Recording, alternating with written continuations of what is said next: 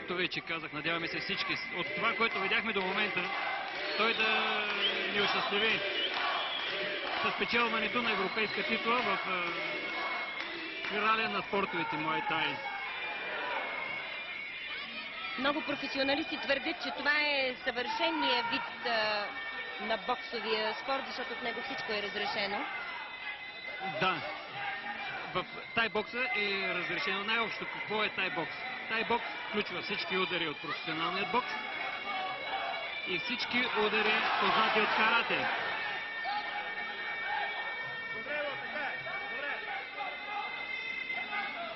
Мартин фон Емен е познат с силният лоу-кик и добра, според мнението на неговите колеги, игра с ръце.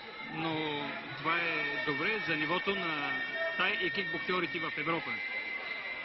Но не е и за един противник на Ивайло Малчев. Забележка на рефера.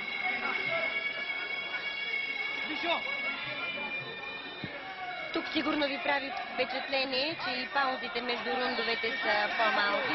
2 минути при кикбокса, минута и половина при тайбокса.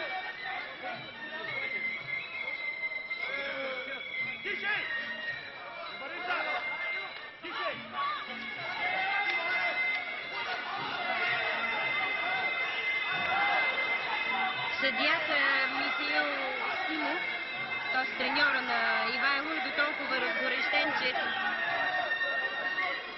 един крак на подиума. Това носи опасност от дисквалификация.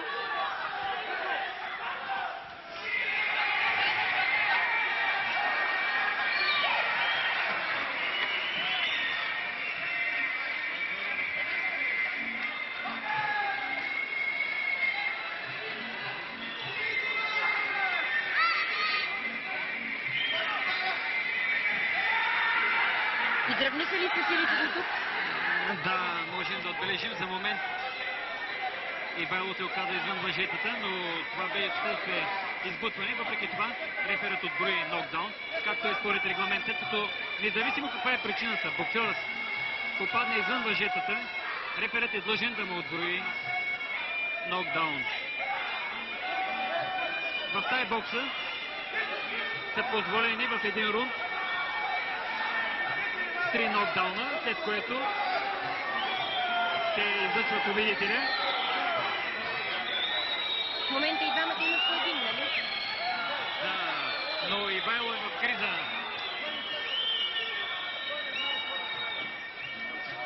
Това е втория, мисля, за него. Втори нокдаун в този рунд.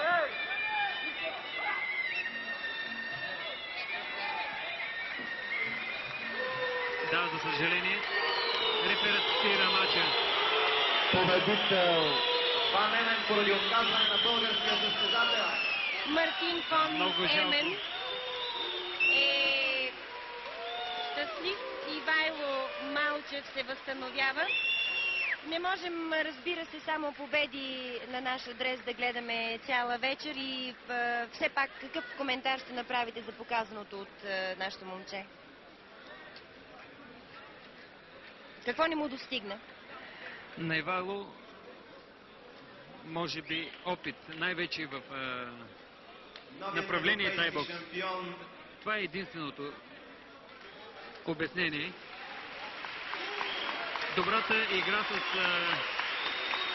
крака и големия опит, въпреки макар и на тази възраст, която имаше Мартин фон Емен, бяха едно предимство. Ние споменахме, че това е първия матч на Ивайло по тайбокс. Заслужават поздравление все пак всички тези състезатели, които се изкачват на ринга. Мъжки спорт, който човек трябва да се посвети без никаква гаранция за краен успех. Мартин фон Емен, европейски шампион за професионалисти в категория полутежка 82 кг. Организира за първи път България мащабна битка. Шампионат за европейски републикански титли по кик и тайбокс. Неповторимо шоу, вече демонстрации, динамика на движение, сила и майсторство в истински мъжки двобой, нощта на битките. Едрик.